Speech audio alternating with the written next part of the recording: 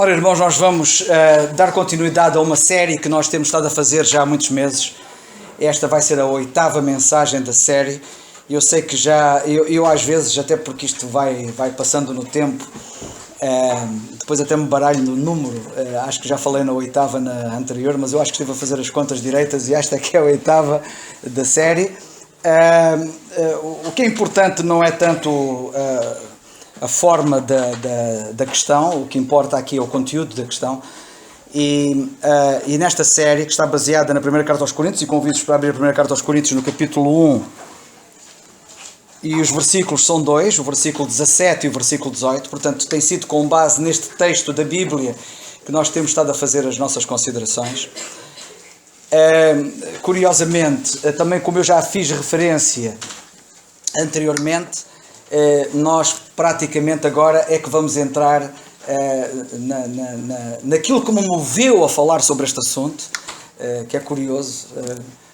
Durante 7 vezes falei sobre aquilo que não queria falar inicialmente e estamos na altura de eu falar naquilo que me propus falar com base nesta passagem, mas eu também entendi que para nós podermos perceber bem esta parte que eu vos quis falar inicialmente e que ainda não falei, hoje vamos fazer uma transição. Eu tinha que ser muito claro relativamente à outra parte, e sobre isso já me referirei. Na primeira epístola aos Coríntios, no capítulo 1, no versículo 17 e 18, nós lemos assim: porque Cristo enviou-me não para batizar, mas para evangelizar, não em sabedoria de palavras, para que a cruz de Cristo se não faça vã, porque a palavra da cruz é loucura para os que perecem, mas para nós que somos salvos é o poder de Deus. A primeira mensagem desta série, quando eu comecei neste versículo, foi exatamente falar e mostrar pelas Escrituras qual é o papel do batismo na água hoje. E qual era o papel do batismo na água quando o batismo na água estava em vigor. A partir daí, foi muito importante falar acerca daquilo que eu chamei, a dada altura, a clarividência do evangelismo. Porque esta passagem fala de evangelismo. O apóstolo Paulo diz que Cristo o enviou não para batizar, como ele diz, mas para evangelizar.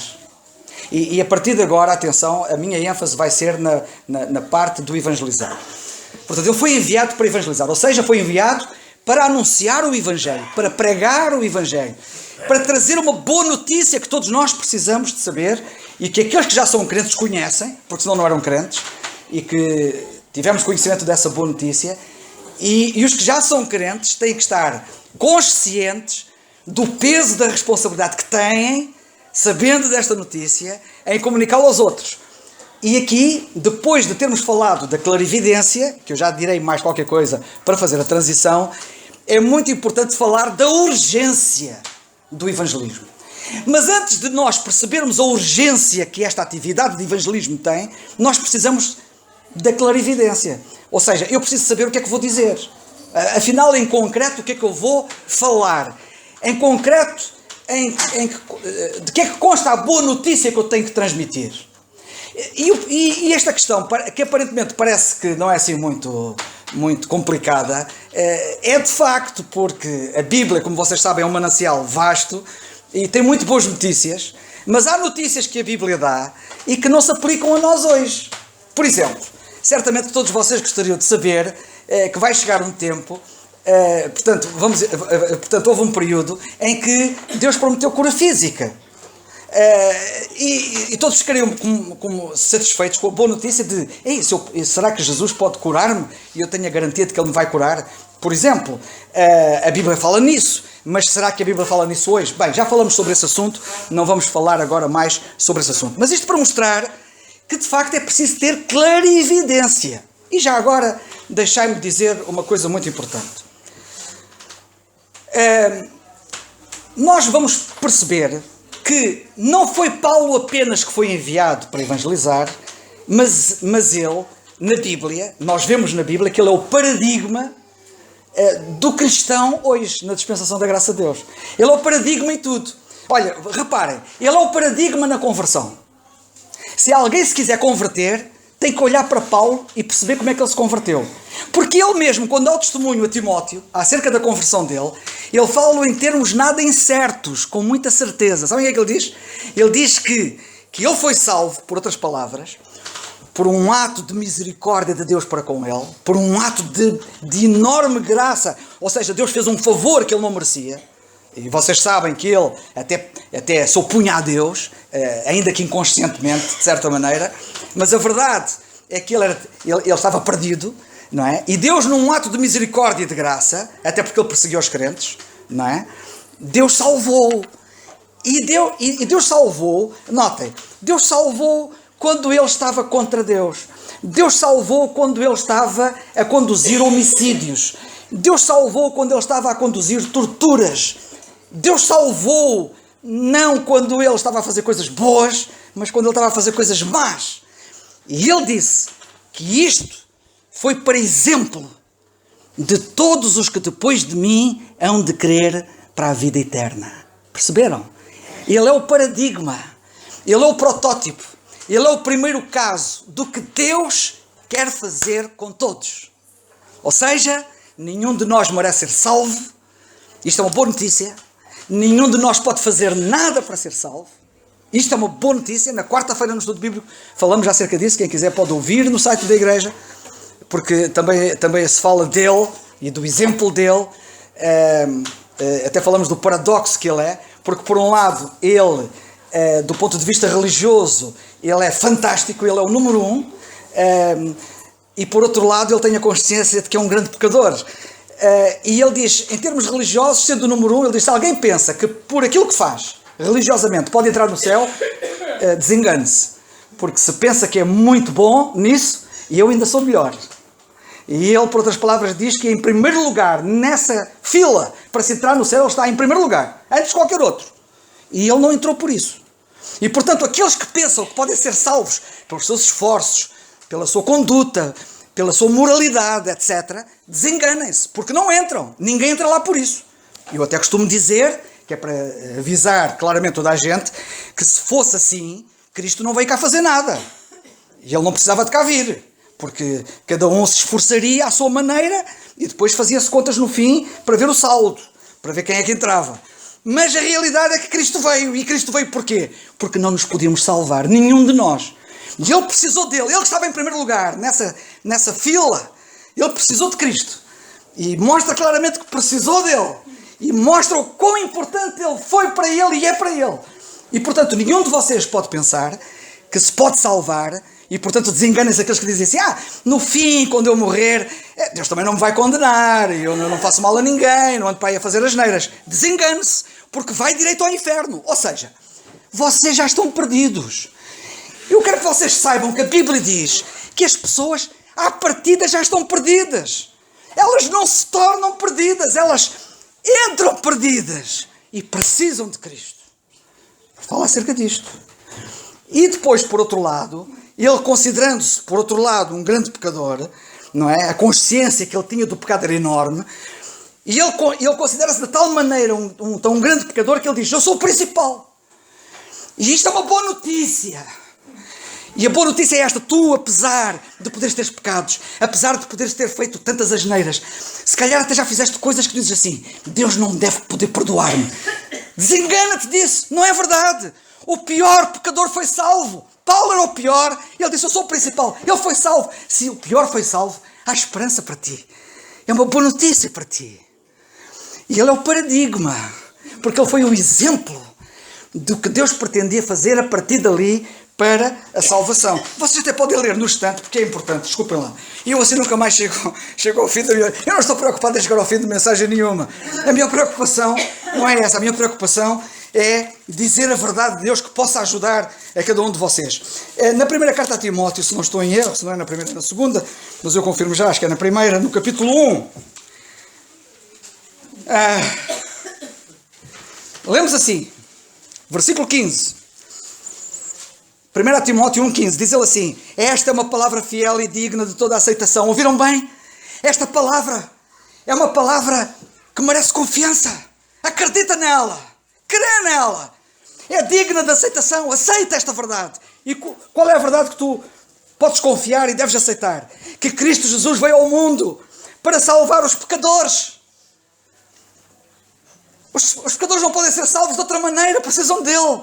E dos quais pecadores eu sou o principal. E depois ele diz assim: mas por isso alcancei misericórdia, para que em mim, que sou o principal, Jesus Cristo mostrasse toda a sua longanimidade, ou seja, a sua paciência em mais alto grau, em salvar-me, para exemplo dos que haviam de crer nele para a vida eterna. Ele é o exemplo de todos os que depois dele haviam de crer. Eu quero que vocês saibam que com Paulo há uma ruptura. Com Paulo há um novo começo. Deixai-me dizer que, podemos dizer que historicamente na Bíblia, nós temos antes de Paulo e depois de Paulo. Com Paulo inicia-se um novo ciclo. Aliás, ele diz na carta aos Efésios: se é que já ouvistes falar da dispensação da graça de Deus, que para convosco me foi dada a mim, e a graça foi-lhe manifestada em primeiro lugar a ele, e para exemplo depois de todos os outros que a partir dele se haviam de converter. A Bíblia é muito clara acerca disto. E é este mesmo Paulo, e vou procurar abreviar, é este mesmo Paulo que diz assim: aquilo que Deus fez em mim foi exemplo do que ele quer fazer com todos. E por isso, ele diz: queres ser salvo? É simples. Pela graça sois salvos. Carta aos Efésios, capítulo 2, versículo 8. Pela graça sois salvos. Não é por mérito. Não é por religiosidade. Não é por moralidade. Não é por fazeres bem. Não é por não fazeres mal. É pela graça. É um favor que não mereces. Pela graça sois salvos. Por meio da fé. Apenas tens que crer. Deus não pede mais nada. A palavra é digna de toda a aceitação. Esta é uma palavra digna de toda a aceitação. É uma palavra com confiança, que merece credibilidade. Crê apenas. Pela graça sois salvos, por meio da fé. Isto não vem de vós. Não vem de vós. Vocês, para serem salvos, não puderam fazer nada. Não tiveram que fazer nada. Nada. Como disse o Daniel, que tens ensinado a Bíblia aqui à quarta-feira, e venham cá à quarta-feira, e depois vão perceber porque é que eu estou a dizer isto.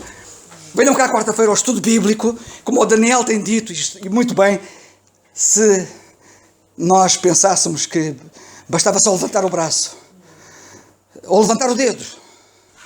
Diz o Daniel, e bem, se eu levantasse o dedo para ser salvo,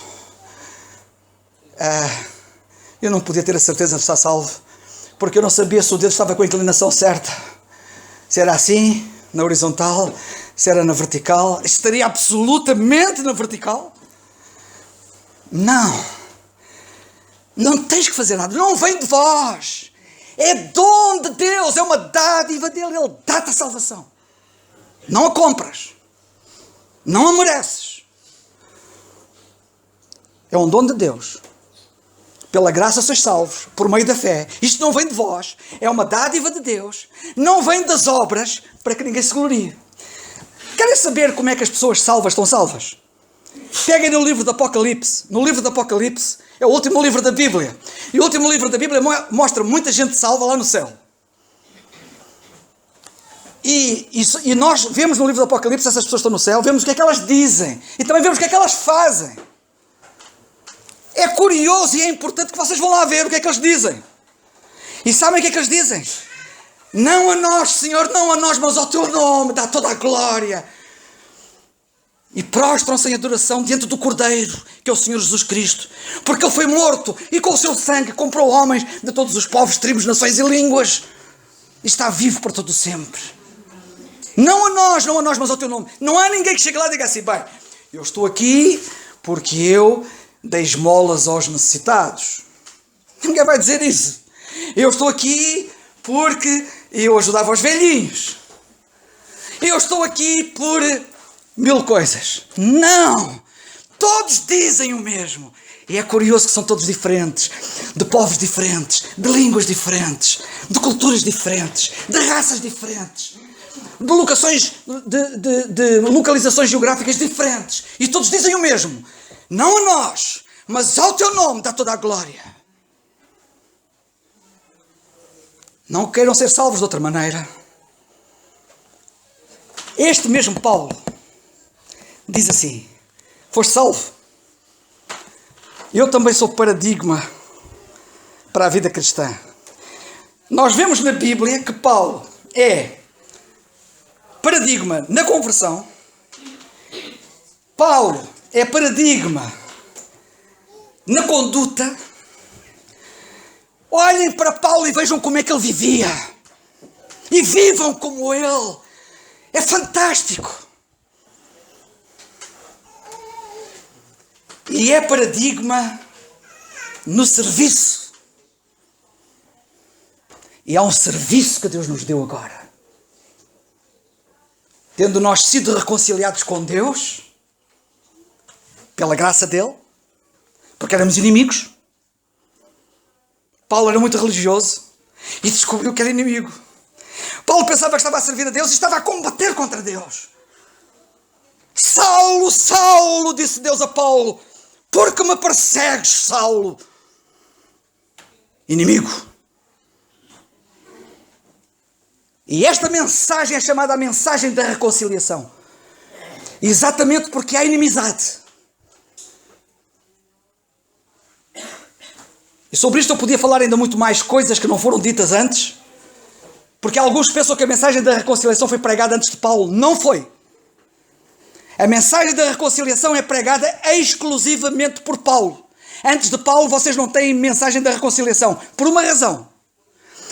Porque ainda não estavam todos em inimizade. E vocês dirão assim, mas não estavam todos em inimizade? Então, mas tu não estás a dizer que somos todos pecadores? Nesse aspecto, é verdade. Mas há outro aspecto. A nação de Israel, como nação, ainda não estava em inimizade com Deus. E foi quando a nação de Israel se colocou em inimizade com Deus, que ficou todo mundo em inimizade com Deus. E quando isto aconteceu, a ira de Deus devia cair sobre todos. E Deus, em graça, disse, eu vou dar uma oportunidade. Que é o que Ele está a fazer agora, na dispensação da graça. E começou a ser pregado o Evangelho da Reconciliação. E nós somos beneficiários do Evangelho da Reconciliação. E fomos reconciliados com Deus. E Paulo diz, vamos ler, 2 Coríntios capítulo 5. Eu tenho que falar nisto, isto é importante. E Paulo diz,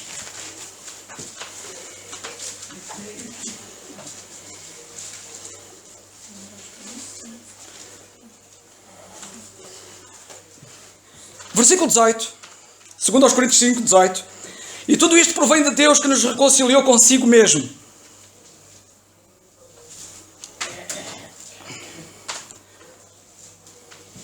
Versículo 18. Tudo isto provém de Deus. Notem, não provém de nós, já repararam? Provém de Deus que nos reconciliou consigo mesmo. Por Jesus Cristo. Sem Jesus Cristo, nada. Nós precisamos dele desesperadamente. Ninguém pode ser salvo sem Jesus Cristo. Percebem porque é que Jesus Cristo veio cá? Ele veio fazer uma coisa que mais ninguém fazia. Ele veio reconciliar Deus com o homem. Ele estava entre os céus e a terra na cruz. Estava, como por assim dizer, com uma mão a segurar na mão de Deus e com a outra mão a segurar na mão do homem para os reconciliar. Como? Como é que a gente pode reconciliar duas partes desavindas? Satisfazendo uma e satisfazendo a outra. Ambos têm que ficar satisfeitos, porque se um ficar insatisfeito não há reconciliação. E Jesus satisfez Deus, porque a justiça de Deus requeria condenação para o pecado, para a transgressão, e ele foi condenado. E o homem precisava de perfeição diante de Deus que não tinha. E Jesus ofereceu-lhe a perfeição da vida dele que ele viveu. E desta forma Jesus pôde satisfazer a necessidade do homem e os requisitos de Deus. E a reconciliação foi efetuada. Isto vem de Deus. Diz aqui a passagem. Por Jesus Cristo. Nos reconciliou consigo por Jesus Cristo. Notem agora. E nos deu um ministério da reconciliação. E agora? Ninguém se ponha de fora. Agora isto vai doer daqui para a frente. Doer no bom sentido. Note-se. Doer em termos de responsabilidade. Doer em termos de consciência. Eu quero que o Espírito de Deus fira as vossas consciências. Sobre o peso da responsabilidade que recai agora sobre mim. É tudo muito bonito, não é? Boa notícia. Eu, inimigo, agora sou reconciliado com Deus. E agora? Parou aí? Não. Deus deu-me uma coisa. Não me salvou apenas. Aliás, Deus quando me salvou, deu-me muitas coisas. E uma das coisas que Deus me deu, e notem, quando Deus dá uma coisa, isso requer responsabilidade. O que é que eu vou fazer com aquilo que Deus me dá? Conhecem aquilo que o Senhor Jesus Cristo contou quando estava cá na terra? Ele deu a alguns servos, alguns dons. E depois mais tarde ele chegou e disse assim, então, o que é que vocês fizeram com aquilo que eu vos dei? Esperem pela volta. Quando o Senhor vier, Ele vai querer saber o que é que vocês fizeram com isto que Ele vos deu. O que é que Ele deu? O ministério da reconciliação. Isto é, Deus estava em Cristo, reconciliando consigo o mundo, não lhes imputando os seus pecados, porque Cristo foi condenado em nosso lugar e pôs em nós a palavra da reconciliação. O que é que estamos a fazer com isto? Ele pôs agora em nós uma mensagem. Ele deu-nos uma mensagem para ser transmitida, não é para ser guardada na gaveta. Quando Jesus vier, quando o Senhor Jesus, melhor direi, quando o nosso Senhor Jesus Cristo vier, vocês depois não lhe vão dizer assim, olha Senhor, tu deste-me um ministério, sabes Senhor, e eu guardei aquilo bem guardado, lá na gaveta, com o lenço, para não ganhar pó, para não se estragar. Senhor, como tu deste, está aqui. É isso que vocês vão fazer? É?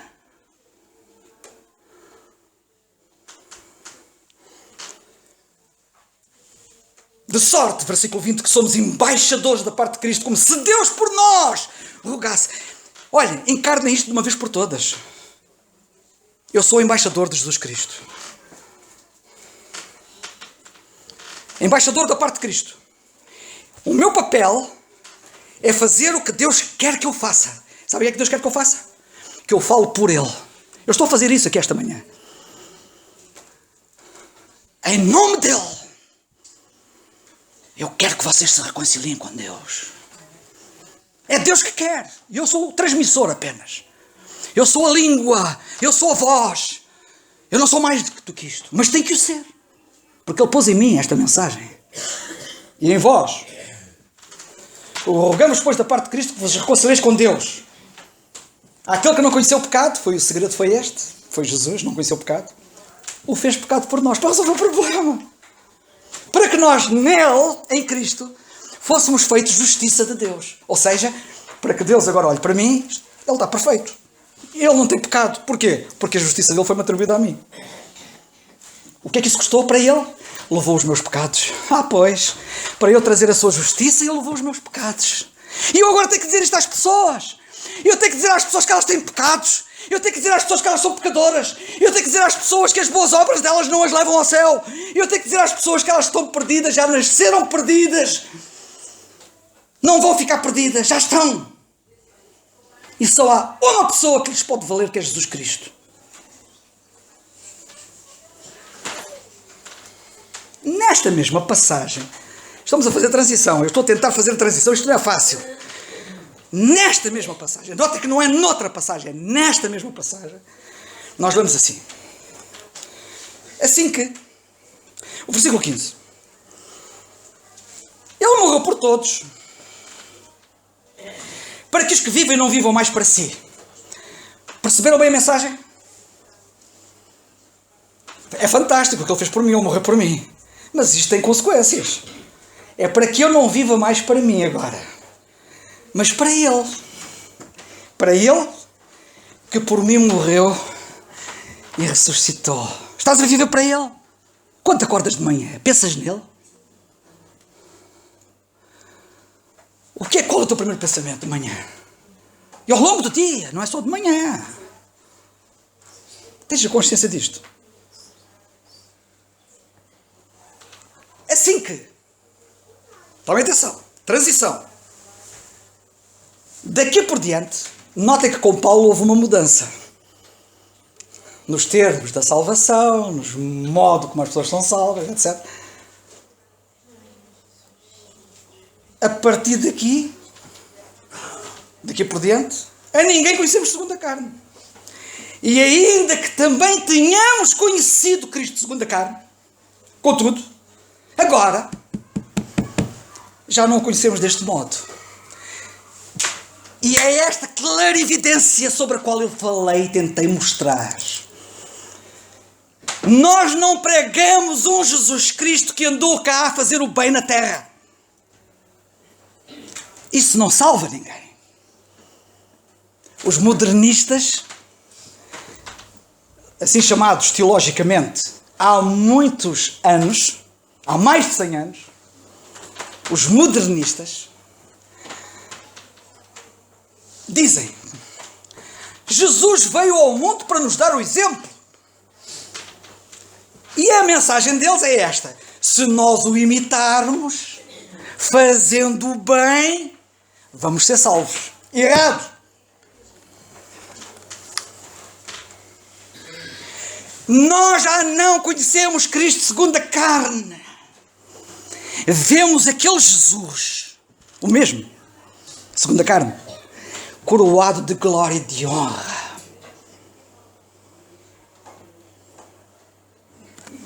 Dando uma nova dispensação, com um novo programa, com uma nova mensagem muito clara, que me responsabiliza a mim para eu ser salvo e que me responsabiliza a mim depois de ser salvo para o servir. Bem, por isso, nas mensagens anteriores, quando eu falei, é importante estarmos esclarecidos, tem que haver clarividência, senão o que é que eu vou falar? Vou também dizer como aos outros: Jesus veio fazer o bem, Ele é o exemplo, faz também o bem, que é para que possas ser salvo. Quem é que diz isto? Não é ninguém antes de Paulo que diz isto, é só Paulo que diz isto. Pela graça sois salvos, por meio da fé. Isto não vem de vós, é dom de Deus, não vem das obras, para que ninguém se glorie. Bem, agora percebem talvez melhor o Romanos 16, que foi uma das passagens que nós lemos então na série que nós temos vindo a considerar. Ora, diz Paulo: há aquele que é poderoso para vos confirmar segundo o meu Evangelho. Não é por acaso que o Evangelho é chamado o meu Evangelho, de Paulo.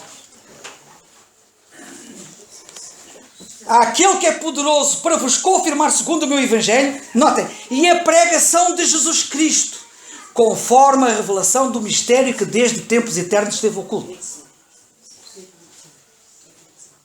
Nós precisamos estar confirmados, estabelecidos, firmados e confirmados na pregação de Jesus Cristo, não de qualquer maneira. Eu já falei sobre isso, não vou repetir. Ouçam as mensagens anteriores. Há muita gente a pregar Jesus Cristo mal pregado. Eu acabei de dar um exemplo dos modernistas. Mas há outros a pregar Jesus Cristo erradamente. Porque Jesus Cristo tem que ser pregado agora. E quem crê em Jesus Cristo é curado. Já falei sobre isso. E quem crê em Jesus Cristo acontece isto e mais aquilo e mais não sei o quê, que não tem nada a ver com isto que ele está aqui a dizer. Pregação de Jesus Cristo conforme a revelação do mistério. E conforme a revelação do mistério é conforme a revelação que Deus lhe deu da dispensação da graça de Deus em termos sumários. Bem, vamos avançar. Eu tenho que avançar porque senão nunca mais saio daqui.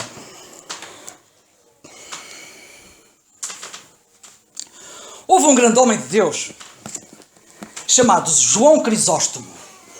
Gosto muito dele. João Crisóstomo. Vocês sabem quem foi João Crisóstomo? João Crisóstomo, para quem não sabe, e isto é importante, nasceu numa cidade chamada Antioquia.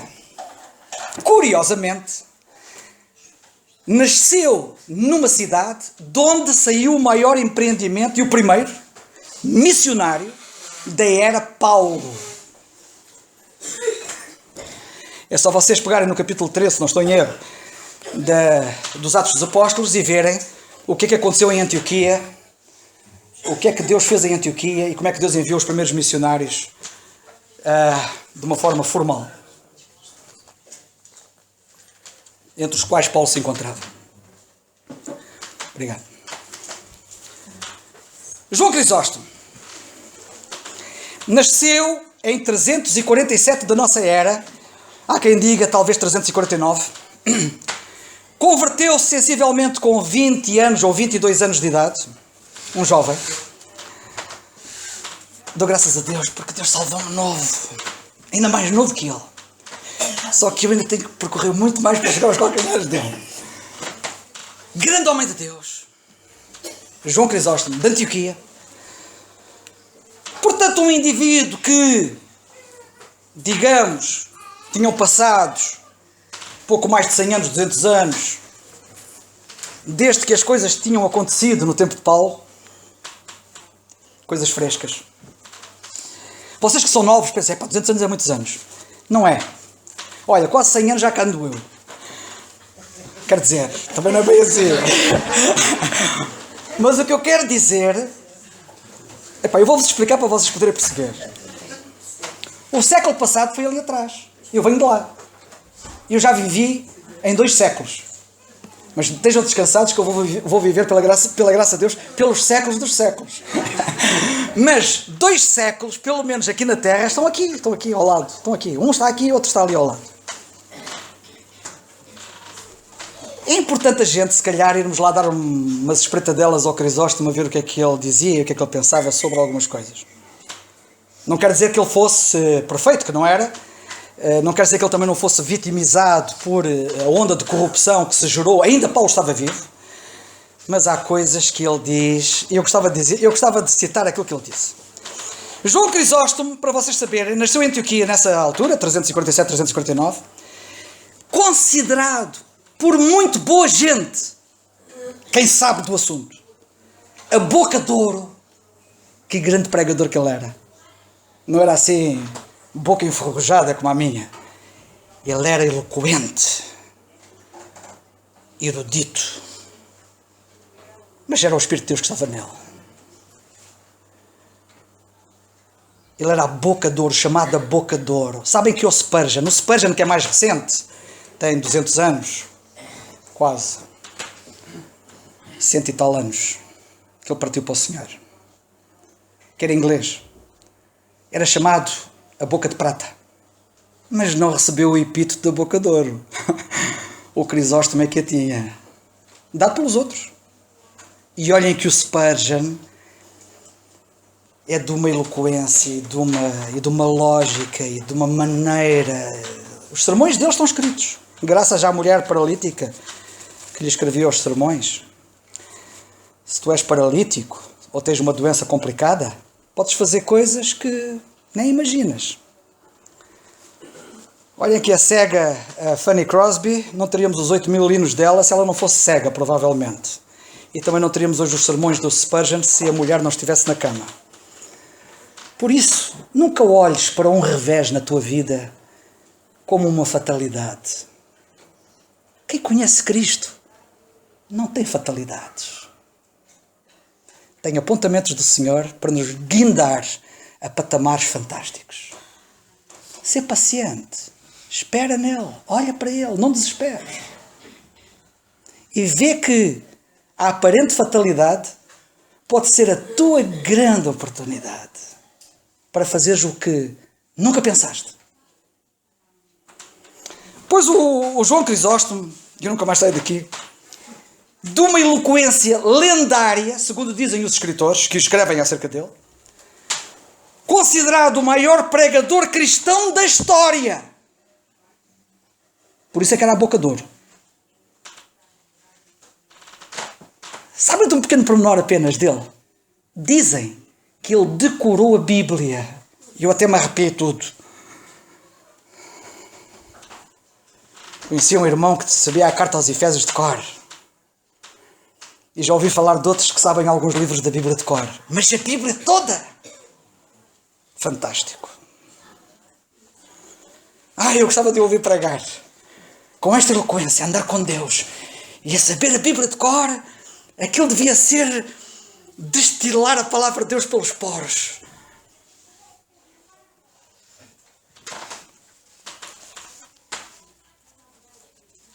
Referiu-se a Paulo, que estava ao virar da esquina dele. Por isso é que eu falei que 2 séculos aquilo é nada.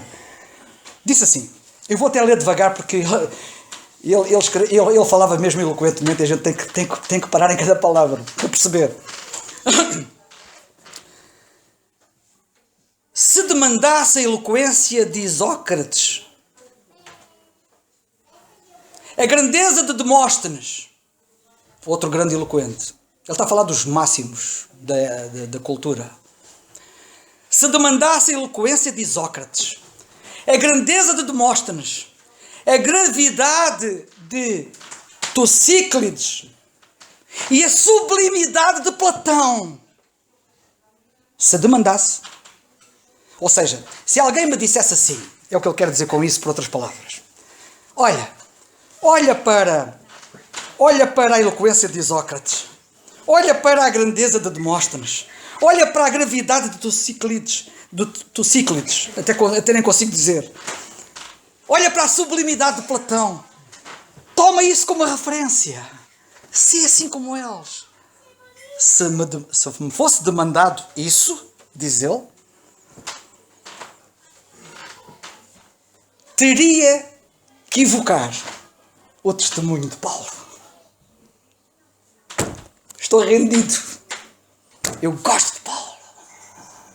Ele também gostava.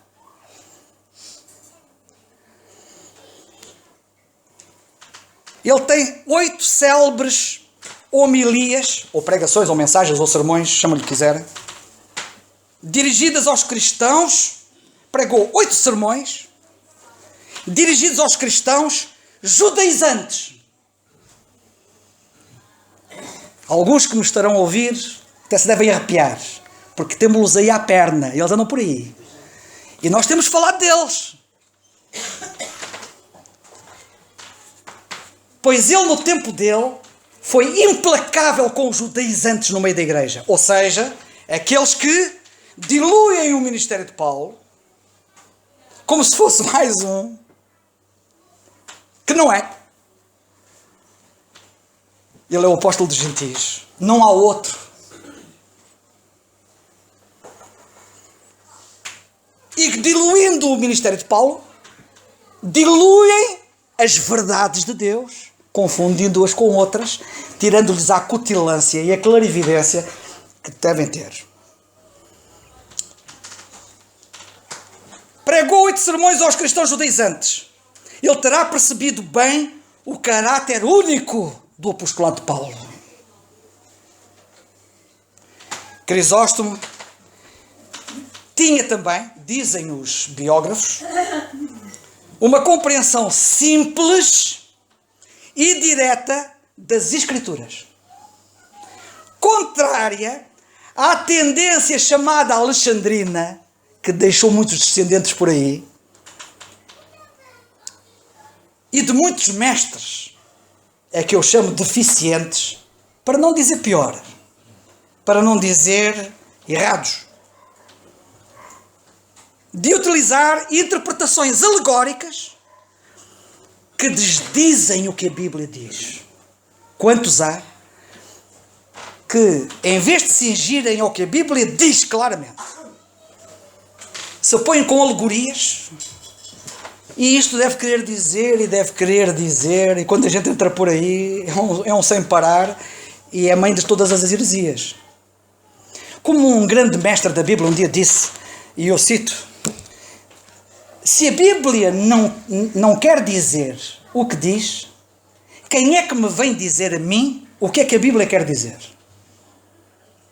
Repito, para vocês pensarem. Se a Bíblia não quer dizer o que diz, quem é que me vem dizer a mim o que é que ela quer dizer? Queridos irmãos, isto é uma regra básica da hermenêutica bíblica, ou é um princípio básico da interpretação básica da Bíblia. É o que a Bíblia diz, é o que ela quer dizer. E se porventura o que ela diz não quer dizer o que parece, ela própria diz o que é que isso quer dizer. Eu até costumo utilizar o exemplo do Apocalipse, por exemplo, em que João é dado a ter visões de coisas que ele viu, e às tantas ele viu 7 cabeças. E talvez alguém, 7 cabeças são 7 cabeças. A não ser que a Bíblia diga outra coisa, e diz, as 7 cabeças que viste são 7 montes. Mas é a Bíblia que diz, não é nenhum iluminado que venha aí dizer. Isto é apenas um exemplo típico. E ele combateu isto. Porque foi exatamente o andar a espiritualizar as Escrituras que conduziu a igreja ao marasmo a que chegou, à confusão a que chegou e a se ter perdido as pérolas preciosas da dispensação da graça de Deus.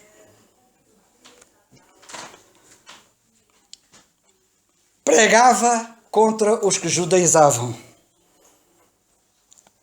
E eu, até apontei aqui, um dos objetivos destas homilias era evitar que os cristãos continuassem a praticar hábitos judaicos contra os quais ele lutava lá no meio dele, e assim evitar o que Crisóstomo percebia como uma erosão do seu rebanho. Pregava contra os que judaizavam. Sabem quais foram as últimas palavras de Crisóstomo antes de morrer? Ainda não pensei nas minhas, se tiver tempo. Mas olha, não devem dar longe destas. Glória a Deus por todas as coisas. Fantástico.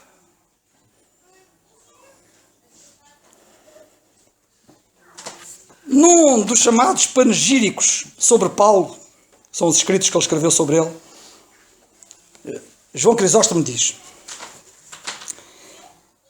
grande como era naquilo que representa, diz ele que Paulo era grande como era naquilo que representa o cúmulo. E entenda-se o cúmulo personificado. Sabem que é o cúmulo? É Deus. Grande como era naquilo que representa o cúmulo de todos os bens. E ele refere-se ao amor, porque Deus é amor. Ele foi mais ardente do que qualquer outra chama. Paulo foi mais ardente do que qualquer outra chama. Tal como o ferro que cai no fogo. E com isto saí daqui do sítio. Esperem só, eu vou já lá. Desculpem. Tal como o ferro que cai no fogo passa a ser fogo. Também eu, Paulo, inflamado no fogo do amor, se fez tudo por amor. E por isso ele disse: o amor de Cristo me constrange. Fantástico.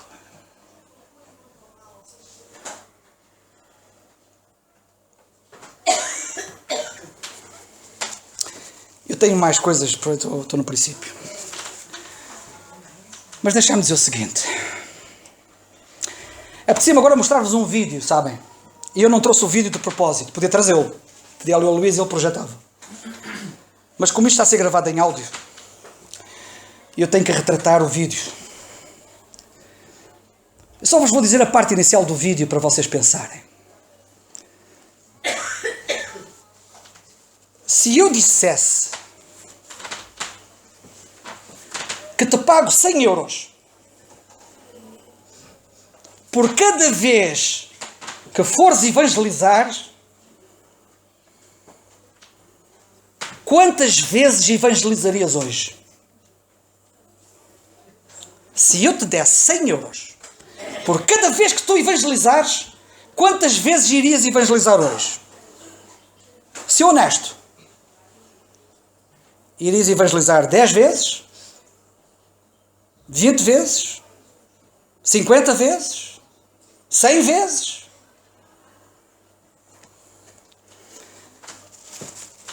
Foi curioso que esta questão foi colocada a várias pessoas. E elas responderam assim. Uma disse: todos os que eu encontrar.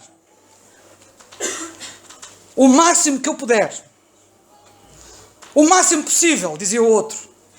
O máximo que eu pudesse alcançar, uns 100. Eu teria 1 bilhão agora, dizia o outro. O suficiente para comprar um carro novo, dizia o outro. Faria muito mais que uma vez por semana. Muito mais.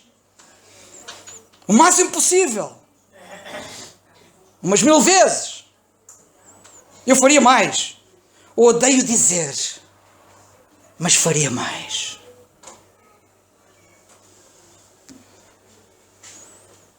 E depois foi perguntado assim há quanto tempo és crente? Continuamos para a próxima vez, se Deus quiser.